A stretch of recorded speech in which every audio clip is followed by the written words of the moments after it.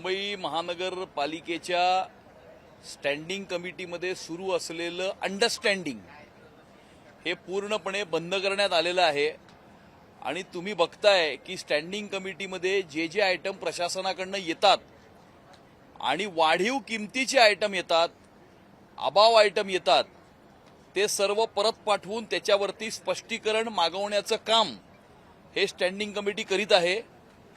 कालच्या स्टँडिंग कमिटीच्या बैठकीमध्ये सुद्धा गारगाई पिंजळ प्रकल्प अभाव असल्यामुळे तो परत पाठवण्यात आला।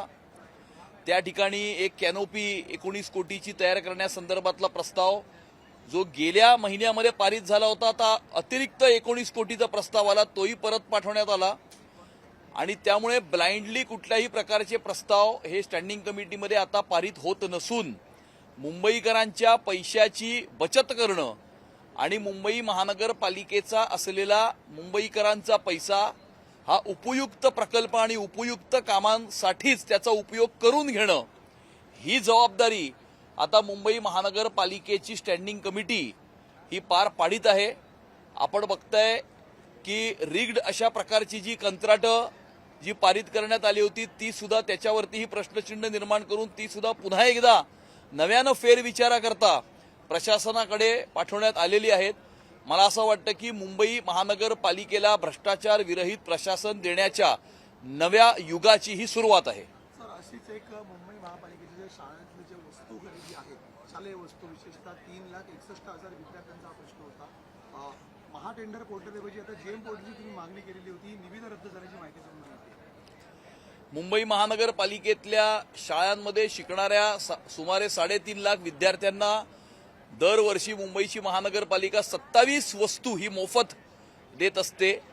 आपण बघितलं होतं की या वस्तूंच्या खरेदीवरनं खूप मोठा गदारोळ हा मुंबईच्या महानगरपालिकेमध्ये आपल्याला अनेक वर्षांपूर्वी पाहायला मिळाला होता, स्टँडिंग कमिटीमध्ये पाहायला मिळाला होता, परंतु या प्रक्रियेमध्ये कोणताही बदल करण्यात आला नव्हता।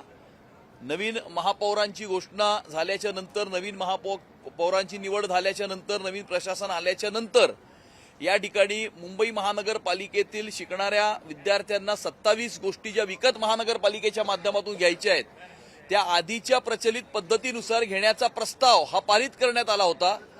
तो प्रस्ताव रद्द करून या सर्व वस्तूंची खरेदी ही जेम पोर्टलवरून करण्यासाठीचा प्रस्ताव हा आता पारित झालेला आहे आणि महाटेंडरवरचं असलेलं जी त्या ठिकाणी जो प्रस्ताव होता तो रद्द करून आता नव्यानं हा प्रस्ताव जेम पोर्टलवरती पंतप्रधान नरेंद्र मोदीजींच्या संकल्पनेतून तयार झालेलं GeM portal government e marketplace यावरती त्याची खरेदी करून जेणेकरून वाढीव दरांमध्ये या गोष्टींची खरेदी होऊ नये, मुंबई महानगरपालिकेतल्या मुंबईकरांच्या पैशाची उधळपट्टी होऊ नये, भ्रष्टाचार होऊ नये याकरता जेम पोर्टलवरनं या वस्तू खरेदी करण्यासाठी प्रस्ताव पारित करण्यात आलेला आहे।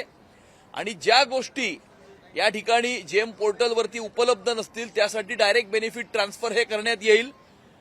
आणि जर पालिकेतील प्रशासनातील काही अधिकाऱ्यांनी या प्रस्तावाला जेम पोर्टलला आम्हाला अशी माहिती मिळालेली आहे की याला फेल करण्याकरता षडयंत्र रचली जात आहेत, पण आमचा निर्णय हा पक्का आहे, या सर्व वस्तूंची खरेदी ही जेम पोर्टलवरूनच होईल। सर, याला जोडून कारण या निविदा प्रक्रिया रद्द करता जेम पोर्टल जरी खरेदी करण्याचा आदेश मानले गेले असले तर त्याच्यामध्ये तिसरा क्लॉज हा दिला की जर या वस्तू नाही देता आल्या 15 जूनपर्यंत तर पुन्हा त्या जुन्या पोर्टलवरून खरेदी करावी अशी सूचना पालिकेने नमूद केलेली आहे। त्याच्यामध्ये अशी सूचना त्यांनी नमूद केलेली आहे, परंतु आमचा हा आग्रह आहे की ज्या वस्तू जेम पोर्टलवरती उपलब्ध नाहीत त्याचं डायरेक्ट बेनिफिट ट्रान्सफर हे विद्यार्थ्यांच्या किंवा विद्यार्थ्यांच्या पालकांच्या अकाउंटमध्ये हे केलं गेलं पाहिजे आणि आधी प्रचलित असलेली जी प्रक्रिया आहे ती पुन्हा एकदा महानगरपालिकेमध्ये कार्यान्वित करण्यात येऊ नये। सर, थोड्या वेळापूर्वी आदित्य ठाकरेंना पुन्हा नायगाव बिर्डी चाळीच्या कामाची पाहणी करायला जात आहे, सातत्याने बिर्डी चाळीचं श्रेय आहे ते ठाकरे म्हणून घेतलं जातं। नाही, नक्कीच पाहणी करायला कुणी जाऊ शकतं, परंतु ही दगडावरची रेग आहे की बीडीडी चाळीमधल्या मराठी माणसाला 560 फुटाचं घर हे कोणी दिलं तर ते देवाभाऊंनी दिलं, हे भाजप शिवसेनेच्या सरकारनी दिलं। आधीच्या अनेक सरकारनी या संदर्भामध्ये घोषणा केल्या होत्या, परंतु कोणीही त्या ठिकाणी हा प्रकल्प पारित करू शकलं नव्हतं. देवेंद्र फडणवीस महाराष्ट्राचे मुख्यमंत्री झाल्याच्या नंतरच या प्रकल्पाला चालना मिळाली आणि या ठिकाणी मराठी माणसांना 15,000 पेक्षा जास्त कुटुंबांना त्याच ठिकाणी 560 फुटाचं घर तयार करून देण्याचं काम हे देवाभाऊंच्या सरकारने केलंय. पहिल्या 1,000 घरांच्या चाव्यांचं वाटप हे ऑलरेडी करण्यात आलेलं आहे आणि जे सत्तेत असताना ज्यांनी काही केलं नाही, ज्यांनी मुंबईच्या महानगरपालिकेमध्ये बसून भ्रष्टाचार केला आणि मुंबई शहरातून मराठी माणसाला हद्दपार केलं, त्या मराठी माणसाची घरं त्याच दक्षिण मुंबईमध्ये त्याच वरळीमध्ये तयार झाल्याच्या नंतर श्रेय लाटण्याचं काम काही लोक करत असतील, परंतु बीडीडी चाळीतल्या मराठी माणसाला 560 फुटाचं घर कोणी दिलं हे संपूर्ण जगाला माहिती आहे. तर गोवंश हत्याबंदी कायदा असतानाही मुंबईच्या मालवण मालवणीमध्ये खुलेआम कत्तल होते, त्याचा व्हिडिओ लोकशाही मराठीने दाखवला होता. पोलिसांनी कारवाई केली, मात्र कारवाईनंतर पुन्हा आठवड्याभरामध्ये ही गोवंश हत्या त्या ठिकाणी सुरू झालेली आहे. बहुतेक शहरांमध्ये ही परिस्थिती दिसते. लोकशाही मराठीने मोहीम घेतलेली आहे. भाजपचा पवित्रा काय असेल मुंबईमध्ये? यामध्ये काही क्षेत्रांमध्ये ज्या ठिकाणी वेगळ्या अशा विचारसरणीचे लोकप्रतिनिधी असतील, ज्या लोकप्रतिनिधींनी बॉम्बस्फोटाचे आरोपी याकूब मेमनच्या मर्सी पिटिशनवरती सही केली, अशा प्रकारच्या सेपरेटिस्ट फंडामेंटलिस्ट एजेंडाला पुढे करण्याचं काम काही लोकप्रतिनिधी करतात. त्या लोकप्रतिनिधींच्या क्षेत्रांमध्ये अशा प्रकारच्या काही घटना या जरूर घडत असतील, परंतु अशा प्रकारच्या सर्व घटनांवरती मुंबई पोलीस आणि महाराष्ट्राचे पोलीस हे नजर ठेवून आहेत आणि ज्या ज्या ठिकाणी अशा प्रकारच्या घटना समोर येतील त्याच्यावरती कडक कायद्याची कारवाई करण्याचं काम हे महाराष्ट्राच्या सरकारच्या मार्फत केलं जाईल. कारगेट प्रकल्प पुन्हा एकदा विचारात घेतला जाणार. काल स्थायी समितीमध्ये आला. आदित्य ठाकरेंचं असं म्हणणं आहे की डिसॅलिनेशन प्रकल्प घेतला जावा, कारण त्याच्यामध्ये खर्च कमी येतोय आणि समुद्राचं पाणी वापरता येईल.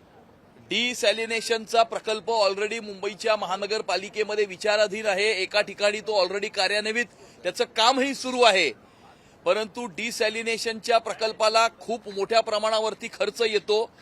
पर लिटरची त्याची जी किंमत असते ती फार मोठी किंमत मोजावी लागते आणि त्यामुळे डिसॅलिनेशनचे प्रकल्प हे मुंबई शहरामध्ये महानगरपालिकेच्या मार्फत कार्यान्वित करण्यात येत आहेत.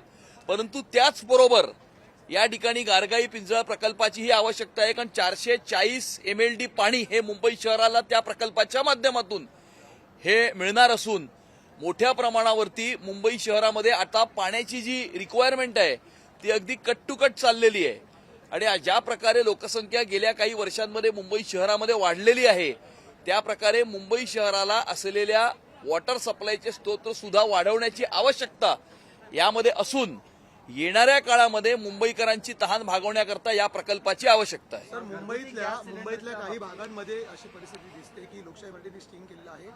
व्यायामशाळेचं साहित्याचं वाटप करण्यात आलेलं आहे, मात्र बहुतेक ठिकाणी आधीच व्यायामशाळेचं साहित्य असतानाही दुबार वाटप झालेलं आहे. तर काही ठिकाणी व्यायामशाळाच नाही मात्र साहित्य वाटलेलं आहे. कुलाबासारख्या ठिकाणी सुद्धा असे प्रकार दिसून येत आहेत, ज्या ठिकाणी विधानसभा अध्यक्षांचं क्षेत्र आहे. कुणी म्हटले?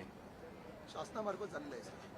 अशी जर कुठली चुकीची कारवाई झाली असेल तर त्याच्यावरती माहिती घेऊन कारवाई करण्यात येईल. घरगुती गॅस सिलेंडरच्या बाबतीत आता मुंबईत काही ठिकाणी शॉर्टेजचं येऊ लागलेलं आहे. काय नेमकी उपाययोजना केली जाऊ शकते, कारण का आता हॉटेल सुद्धा बंद होऊ लागले. केंद्र सरकार तसेच राज्य सरकार जिओ पॉलिटिकल परिस्थिती जी निर्माण होते आहे त्या जिओ पॉलिटिकल परिस्थितीवरती नजर ठेवून आहे आणि यामध्ये कुठल्याही प्रकारचा तुटवडा हा आपल्या देशामध्ये, आपल्या महाराष्ट्रामध्ये आणि मुंबई शहरामध्ये भासू नये, त्यासाठी ज्या ज्या उपाययोजना करण्याची आवश्यकता आहे त्या त्या उपाययोजना केंद्र आणि राज्य सरकारच्या मार्फत केल्या जात आहेत.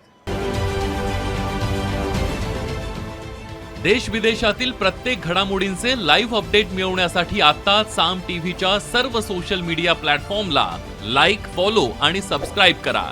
तसंच सर्व नोटिफिकेशनसाठी बेल आयकॉन प्रेस करायला विसरू नका.